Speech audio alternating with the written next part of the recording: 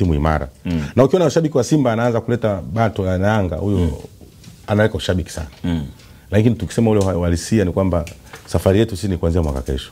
Dabi haina mwenyewe, lakini ndio nakueleza kwamba dabi haina mwenyewe, ila tukikutana Simba na Yanga kwa sasa hivi, sisi tuna changamoto zaidi kuliko wao. Hii mambo ya Yanga yanafanikiwa, ya kwetu si hayafanikiwi. Sasa kwa Simba mnaonewa. Sasa mimi nikaenda mwanzo nilisema tusende uwanja, lakini baadaye nimekuja kukumbuka kwamba hivi hakuna jinsi. Kwa hali ilipofikia hakuna jinsi, ila baada ya dabi kwisha ndio tuje na mitazamo mingine. Kuanzia mwaka kesho Simba ndio yaanze kuhitaji makombe sasa. Kwa hiyo leo tungepata makombe, ilikuwa mwalimu katuofa tu, katupa kama bonus, lakini haikuwa kwenye ndio maana sisi watu wa Simba tusipochukua sisi tusingelalamika. Sawa. Umezungumza vizuri sana na sikutegemea. Na hapa napata kitu kwamba kuna mashabiki pia kumbe wengine wanauelewa mpira. Sababu kuna mtu mwingine anakuambia timu ingepaswa kufanya hivi. Sababu project ya timu huwa sio mwaka mmoja kwenye maboresho ya timu. Umezungumza vyema sana. Nataka kujua licha ya kwamba Simba Sports ipo kwenye project hii. Kuna baadhi ya nyota umewataja. Wameonyesha kiwango kikubwa then wamedrop. Tumeshuhudia kuona striker wawili, Leon Lateba na Dese Mukwala. Wapo kwenye kukimbizana kwenye mbio za ubingwa. Lakini kuna wengine bado wanawapigia kelele kwamba hawatoshi kuwa sehemu ya Simba Sports. Maoni yako ni yapi kwenye hili? Kwanza, katika kipindi ambacho ndani ya miaka 32 hatujakuwa kuwa na kikosi kizuri kama hiki. Miaka 32 iliyopita hatujakuwa kuwa na kikosi kizuri. Hiki tutaita labda baada kutoka kile cha miaka 32 kilichopita cha 93. Hiki na hisi ndo cha pili kwa ubora zaidi. Hasa mbaya zaidi tunataka ule ubora uwe mkubwa zaidi kuliko huo uliopita. Kicho tuofa zaidi mwaka huu ni kwamba vijana ni wadogo. Kwa wametupa kile kitu ambacho tunakihitaji. Ndio maana hakuna hata mtu mmoja anayemnyoshia kidole mwalimu wa Simba. Kwa nini? Anaonekana ameachieve. Si upande wa pili, si upande wa kwetu. Hakuna mtu anayemwonyesha yani kila mtu karizika kwamba Simba iko vizuri. Sasa tunaenda kutafuta ubora ambao tutaenda kwenye mashindano. Hasa ubora huu ambao tutaupata kuanzia mwaka huu na mwaka kishukutwa, inabidi tupate watu aina kama Faisal. Ukimpata namba 10 kama yule, hawa wawili Ateba na mwenzake kwa nafasi ambazo zinatengenezwa ndani ya Simba wanatukosea. Sijakuelewa. Yani katika na Simba ya miaka yote haijawahi kutengeneza nafasi nyingi kama mwaka huu, kama kipindi hichi. Kwa mwalimu wa Simba anaonekana ni bora sana kwamba katengeneza, yani kaitengeneza Simba sasa Simba ingepata mtu aina kama ya Mayele. Striker kama Mayele. Tungo tunakimbia kwenye magoli 100 na kitu. Kwa sababu nafasi tunatengeneza nyingi mno. Yupo Mayele. Ndio watu kama hao. Kwa hiyo kupata striker ile, afu tungempata yule striker yule ambaye yuko Singida, huyo ambao nikwambie katika mastreka ambao baada kutoka Mayele ambaye mimi namhesabia atakuwa bora sana ni yule bwana. Sasa yule bwana ana vyote anavyo. Ana nguvu, ana speed, ana stamina, anafunga kwa miguu yote. Kwa hiyo kupata mastreka wa design ile ni aghalabu sana. Sisi mastreka tuliowapata ni mastreka ambao inabidi wawe chaguo la pili. Umeona? Wao chaguo la pili kwamba yule akiumia labda ndo waje waingie, lakini sio striker wa kusema kwamba anaenda nao kwenye mashindano wategemea watakuangusha, kwa sababu nafasi zinazotengenezwa ni nyingi sana. Mwalimu alikuwa anahangaika, mara mwanzisha Teba, mara mwanzisha Mukwala, kwamba angalau watapata mtu kidogo anaweza kamfavor. Sisi tunahitaji tupate striker mwenye uwezo mkubwa, kwa sababu Simba imekamilika kila sehemu, inahitaji maboresho kidogo tu ili ifike katika level za juu. Sawa. Simba Sports, ukisikiza baadhi ya mashabiki wanakuwa na mkanganyiko, hawajui nini ni nini. Kwa mfano Simba walikuwa wanajua mechi ya dabi ni tarehe 15 ya mwezi wa 6, Jumapili iliyopita. Lakini taarifa ikatoka kwamba dabi imesogezwa mbele. Hakuna taarifa yoyote kutoka kwa uongozi wa klabu ya Simba kuhusiana na dabi ya Kariakoo. Wako kimya. Wewe unajua chochote kwenye dabi? Hapana. Pamekuwa na tatizo sana kwenye uongozi la shirikisho. Shirikisho lilikuwa na matatizo mengi sana. Shirikisho kwanza inabidi pawe na mabadiliko ndani ya shirikisho. Lakini wao kuambia ndani ya mashirikisho pawe na mabadiliko hawakubali, lakini lazima pawe na mabadiliko tena makubwa tu. Kuna kasi ambayo tujaendana nayo. Ama kuna kasi walipunguza kwa sababu ya maslahi ya watu wachache. Simba wako wanalalamikia kuhusu uwekezaji ndani ya uwekezaji. Yaani mtu ana timu yake ndani ya ligi alafu anadhamini vilabu vingine. Simba walipiga kelele lakini kuna mtu alisikiliza. Ndani ya miaka 2 ilikapita hilo. Ambaye hapo namtaja nani GSM. Garibu Saidi. Ile ni tatizo lile. Simba wakalalamikia kuhusu waamuzi. Hakuna mtu alisikiliza. Simba wakalalamikiwa kwa nini sisi dabi inaahirishwa bila sababu za msingi. Simba wanalalamika, hakuna mtu alisikiliza. Simba inaonekana haifunguliwi mlango kwenda kufanya mazoezi, hakuna mtu anasikiliza. Lakini dakika za mwisho Yanga ametoa tu maneno kusema sasa tutacheza dabi ila viongozi watoke na tarehe tupangiwe nyingine. Na Yanga amefanikiwa.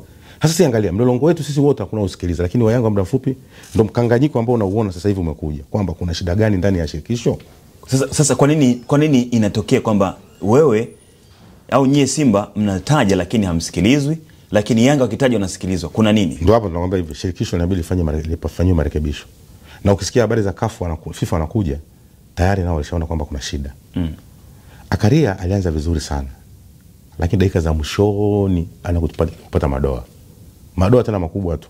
Mfano Akaria mimi simchukii, lakini mwanzoni alivyoanza alianza vizuri, lakini mwishoni anakuja anaharibu kabisa. Kwa sababu sasa hivi anakoseka, watu wa Simba tena hawamwamini, watu wa Yanga tena hawamwamini. Wewe ukishaona ifikia tu kwamba shirikisho lako linashindwa kupangia dabi ya 3.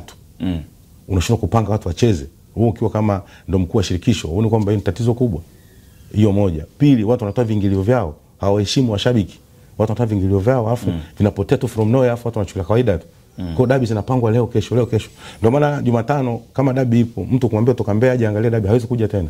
Anakuwa hana imani kwamba ni yale nitafika alafu utashangaa tena itabadilishwa tena. Kwa hiyo anakuwa hana uhakika na hivi vitu. Kwa hiyo inaonekana kwamba wameshindwa kusimamia, na hii inakuja kwa sababu ya kutowajibishana. Hawachukuliani hatua. Kutowajibishana kivipi? Busara imekuwa 70%. 70% hutumika kanuni. Na kanuni inabidi itumike 90%. Kanuni kitumika, mpira lazima usonge mbele. Kama ulivyoona Egypt tu. Egypt ameambiwa kwamba Zamalek amesema mimi nitapeleka timu, National Service peleke timu. Wakavutana. Yule jamaa akaenda uwanjani akapa point 3. Ndio hizo kanuni inabidi zitumike. Sasa shirikisho letu kwa kupitia bodi ya ligi kuwajibisha Simba na Yanga hawawezi. Sasa shirikisho limefeli. Kwa hivyo vilabu ni vikubwa kuliko mamlaka. Paka wanaomba usaidizi. Maana yake nini? Wanashindwa. Na hii kushindwa kwa sababu ile uswaiba kusaidiana. Kwamba mchezaji anakuwa na leseni ambayo cheza tu. Wewe bwana mimi nakudai utakata kwenye lango ile hivi. Umeona? Sasa shirikisho haliwezi kwenda kwa design hiyo. Lazima tupate shirikisho ambalo litakuwa strong kwa ajili ya mpira wetu. Sasa hivi dunia sasa hivi inatuangalia kwa sababu sasa hivi tuna grow, tunaenda juu. Sasa leo tena inafikia tu tunakaa kwa ajili ya busara. Mpira hauwezi kwenda hivyo. Lazima kanuni zitumike ili mpira upige hatua. Na mimi nakwambia kanuni zingetumika tungekuwa mbali zaidi hapa. Kanuni zingetumika tungekuwa mbali zaidi hapa. Sasa tarehe imebadilishwa kutoka tarehe 15 kwenda tarehe 25. Kuna mgawanyiko wa mashabiki wa Simba Sports. Kuna wengine wanasema kwamba mechi wanaijua wao ni tarehe 15. Kuna wengine wanakuambia mechi unaenda ni tarehe 25. Uko pande gani? Kwanza umelisikia hilo? Nimesikia hilo na mimi nilijaribu kulizungumzia kwamba tarehe 25 hamna haja ya kwenda. Ya kwenda uwanjani. Nilizungumzia hivi tena. Kwa sababu niliona kwamba sasa hii ishakuwa too much. Umeona? Yanga hivi unajua kwamba sisi tukienda tunaonekana tunaburuzwa na Yanga. Mkienda. Kwa sababu Yanga aliomba kupangiwa tarehe, amepangiwa, aliomba watu waondoke, wameondoka. Sisi tunaonekana kwamba tunaongozwa na Yanga Afrika. Kwa matakwa yao walikuwa wanasema. Na Yanga walisema kwamba hakuna mtu yeyote anaweza kanyang'anya Yanga hata pointi moja. Na kweli tumeona. Yaani sio hivyo. Mwanaume yeyote hakuna hata theruthi ya alama hawezi. Na tumeona umefanikiwa. Ndio watu wa Simba wanasema kwa nini mambo ya Yanga yanafanikiwa ya kwetu si hayafanikiwi. Sasa kwa Simba mnaonewa. Sasa mimi nikaenda mwanzo nilisema tusende uwanja, lakini baadaye nimekuja kukumbuka kwamba hivi hakuna jinsi. Kwa hali ilipofikia hakuna jinsi. Ila baada ya dabi kuisha ndio tuje na mitazamo mingine. Lakini dabi tucheze liishe. Tarehe 25. Tucheze liishe tu. Mwingie uwanjani kwa sababu pale kwanza kuna fedheha. Unaweza ukaingia Simba ikitokea Simba amefungwa. Yani Yanga watatamba kwamba nimekufunga afu nimechukua ubingwa. Yani vyote viwili wakati mmoja. Na nchi itokee upate uhuru aje kutokea kitu kama hicho. Kwamba ukachukua ubingwa, yani umempiga mtani alafu na kombe ukabeba. Itakuwa ni sababu kombe lilikuwa pale pale. Itakuwa ni mara ya kwanza. Kwa hiyo sasa hii inaleta kigumizi sana. Tupeleke timu. Alafu tukifungwa kwa sababu kama tunabeti. Yanga hata sare tu ina mfeva. Sisi mpaka tushinde. Na kumfunga Yanga unaona pia ukipiga picha yako ukiangalia kumfunga Yanga inawezekana kwenye mpira, lakini sasa kwenye mpira lolote linaweza fanya likatokea. aibu itakuwa vipi? Sasa kwa nini ufikirie kufungwa?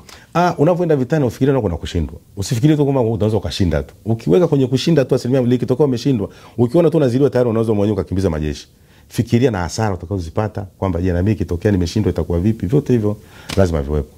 Kwa hiyo tarehe 25 mimi kwa wazo langu nilikuwa natamani tusipeleke timu, lakini sasa kutokana na hali jinsi ilivyo, kutokana na situation jinsi ilivyo, tupeleke timu tulimalize ili tu. Lakini kikosi cha mnyama kimekamilika, mchungaji. Kiangalia kikosi cha mnyama, kiangalia ni cha kuyofia Yanga kweli? Sio kuyofia Yanga. Kwamba kwenye mpira lolote linatokea. Kama jana umeona wale Hilal na Man City wametoa sare.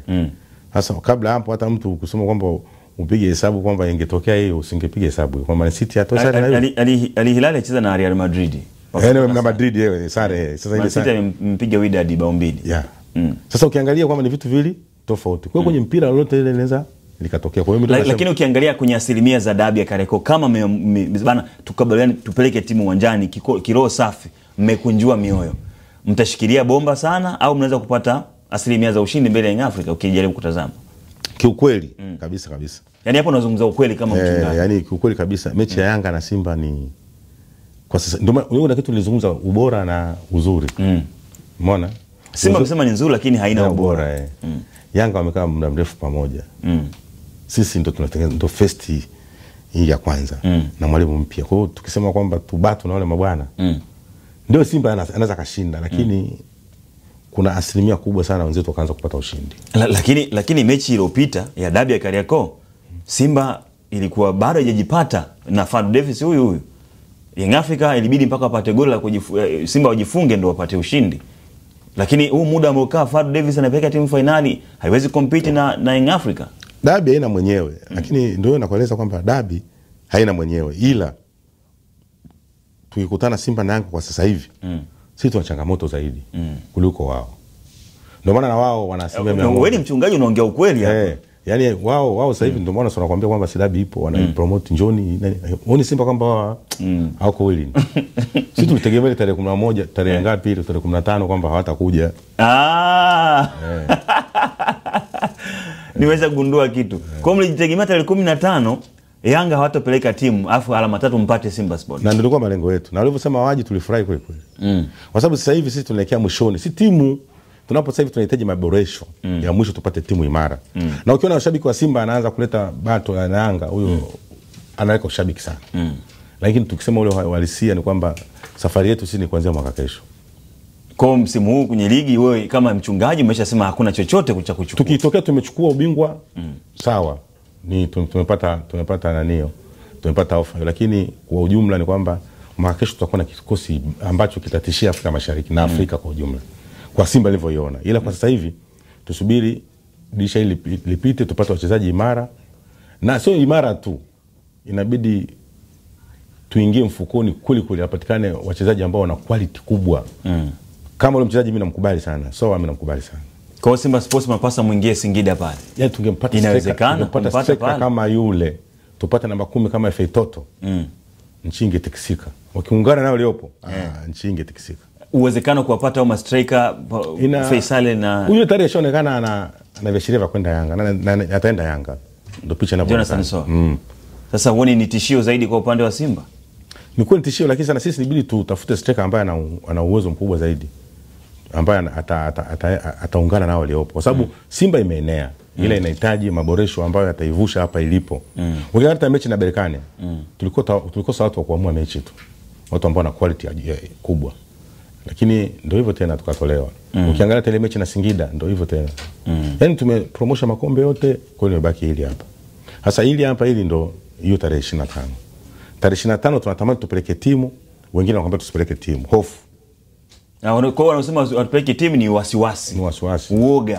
Kwa sababu wanaona sasa ikitokea Yanga anachukua ubingwa tutazungumza nini? Alafu mbele yetu. Lakini wewe huwa unapiga maombi mchungaji. Napiga maombi sana, lakini sasa maombi yanaendana na juhudi. Kwamba pamoja na kusema kwamba unaumwa lazima uende hospitali, huko na maombi mengine yanaendelea. Unaacha kwenda hospitali kabisa kwa tuna malaria, utakufa. Kwa hiyo kwa ujumla mimi ninachoomba kwamba viongozi wa Simba safari wafanye mchakato wa kutafuta watu wenye uwezo mkubwa wa kuweza kupambana kwenye klabu bingwa, kwa sababu klabu bingwa sio ile mama. Klabu bingwa inahitaji watu wenye quality kubwa. Wewe uliona watu walivyoishia nusu finali. Quality ndio inaamua. Sio tena sio referee sio nini, uwezo, ubora wa mtu. Kwa hiyo Simba inahitaji ipate quality ya wachezaji wenye uwezo mkubwa sana. 4 tu, haitajiki wengi. 4. Na bahati nzuri mwalimu wa Simba naye anataka hao 4. Anataka 4. 4 tu basi. Sawa. Bana, kwa namba ya simu ni 0786979999. Napokea simu tatu tu kusikiliza maoni yako kwa kile ambacho umekisikiliza. Shabiki wa Simba nguli Mchungaji akiweka bayana maneno yake na ushauri wake, maoni yake. Of course, elewa kitu kimoja. Kila mmoja na uhuru wake wa kutoa maoni. Sasa usije kusema kwamba Mchungaji kaongea hivi, kwamba Mchungaji yule